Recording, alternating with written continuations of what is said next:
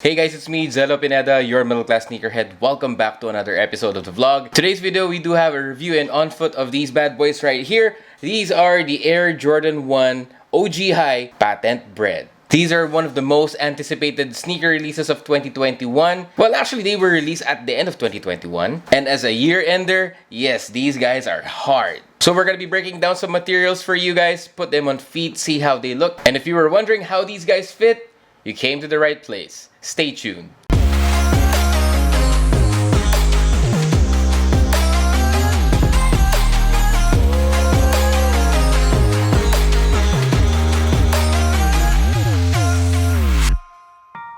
Thank you so much for checking on this video today, guys, and I do hope you guys are having a wonderful day. If you're new here, consider subscribing to my YouTube channel for more videos just like this, and if you've been here for a while now, thank you so much for sticking with me. So yeah, these are the Bred ones, or the Jordan 1 OG High in the Patent Bred colorway. And of course, let's go ahead and talk about if it was like worth copying these sneakers, especially for resale right now, because resellers nowadays, these guys ain't playing. Alright, so before we go ahead and review the sneaker, let's go ahead and check on the box. Alright, so your box is your standard Air Jordan 1 OG High red black box. And now the difference with the this one with the old releases, or with the normal Jordan ones, is this one comes in that sort of patent or glossy finish.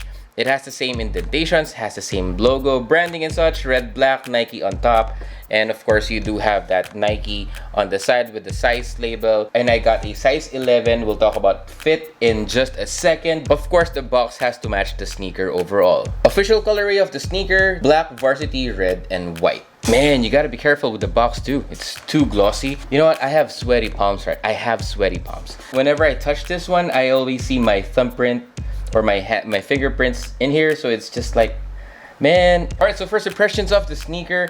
I really like the execution of the patent all over the sneaker. It was done very fairly. And of course, apart from the patent leather finish that you can see over there, you would definitely see this hang tag, this red Jumpman logo. This is really nice, but I have to remove this one. It's scratching the leather, so I have to remove it. So these guys retailed for 9,095 pesos, so that's 1,000 pesos higher than the usual retail price of Air Jordan 1 OG Highs here in the Philippines. And also on the other side of the sneaker, if you have the hang tag, the other sneaker has the extra sets of laces in red if you do want to go ahead and switch it up. All right, so let's go ahead and talk about the sneaker. Let's go ahead and break down some materials for you. You know, definitely it just looks like a patent leather sneaker all over. It's just 100% or 90% patent leather on the upper material of the sneaker. Let's go ahead and start off with the toe box. So on the toe box, you do have that red patent leather. It does have the perforations over there.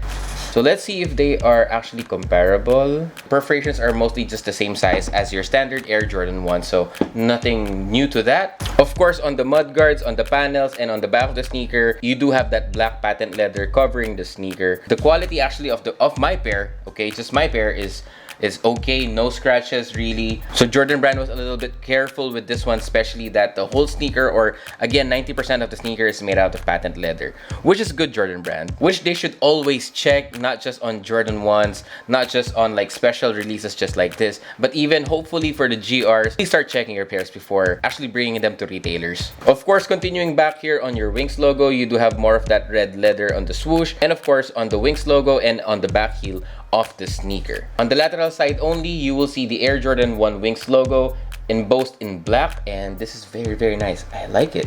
I think what they've done here is super perfect in my opinion. Now let's go ahead and talk about the tongue, as the tongue is actually made out of the same nylon material that you can find on all or on most of the Air Jordan 1s, which is, I do appreciate that they have done this one. I do think that the padding on the tongue is more cushiony comparing with other Jordan 1s. That's a plus right there. So you do have the Nike Air branding on top of the tongue. Feels more padded, which is good. I like that, no complaints. Now on the sock liner of the sneaker, you do have neoprene. This is actually my favorite detail. They were using mesh throughout the sock liner on all or OG Jordans. I don't really like that because it sort of like scuffs my ankle whenever I use it, and especially if I just use like socks that are just the same height as the height of the sneaker, it sort of scuffs my feet, so I don't really like that. So moving to neoprene is a very nice move, more of that premium treatment to a more premium sneaker right here. Now actually on the sock liner of each sneaker, on the medial side, you would see the word family embroidered in red. It's a very cool touch.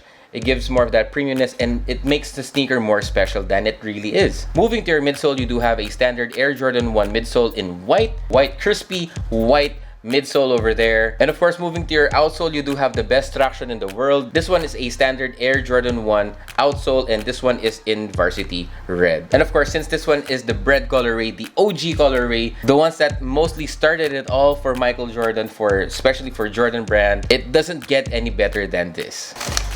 Now, of course, I forgot to mention that your insoles are in black, and it does have the Nike Air branding on the heel in red. So that's pretty much the materials on the sneaker. Now let's go ahead and talk about the fit. Basically, I am a size 10, slightly on the wider side. All of my Jordan 1s are size 10 and a half. I like the fit better. I was thinking of getting the same size, a 10 and a half on these guys right here. Unfortunately, the seller only had the size 11 and a size 10, nothing in between. So I was like, I would want to go with the 11 instead of the 10. And I'll just try to, find someone who I can swap this with a 10 and a half. So when I got home, of course, I tried it on with my normal socks. And of course, with patent leather, it just makes the shoe a little more tighter than it really is. Some would say if you are narrow-footed, you can go through to size. For my case, I was happy that I got a whole size up, because in my opinion, I think that they run a bit small. Now, comfort, these guys would need time to break in. They're pretty stiff. Of course, as expected, that these guys are patent leather, so it's gonna take time before these guys break in. But of course, when your feet breaks into the sneaker, then you're gonna be all good to go. And of course, my overall thoughts on the sneaker, now that they made it into a all patent sneaker. I don't hate it, but I just really like the colorway. The last time that we got a Bred colorway was way back in 2016. Now, if I were to buy a brand new pair of the 2016 Breds, that would be like a 5-year-old pair going 6-year-old pair, and I'm not sure when the sneaker will start to sole separate. Although those are the more wearable ones, I like the leather on those, the form. But of course, in time, I will definitely break this one out and use them. But for now, these guys will just stay in the closet, will just stay in the box, or just for display purposes. Yeah, was it worth buying for resale? For now, yes, it is worth buying for resale because prices are just going up. They had a huge value prior to December 30, the release date, and then after which they sort of like maintained a good resale value. I got this, of course, for resale, and now they're going for about 20,000 pesos and 21,000 pesos.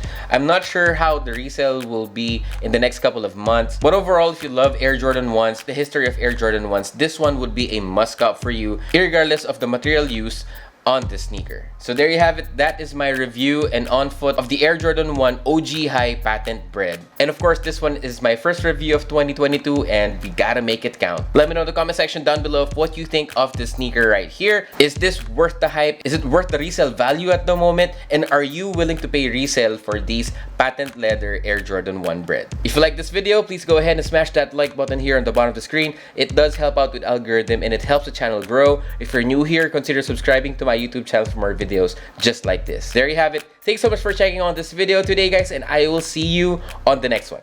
Peace, guys.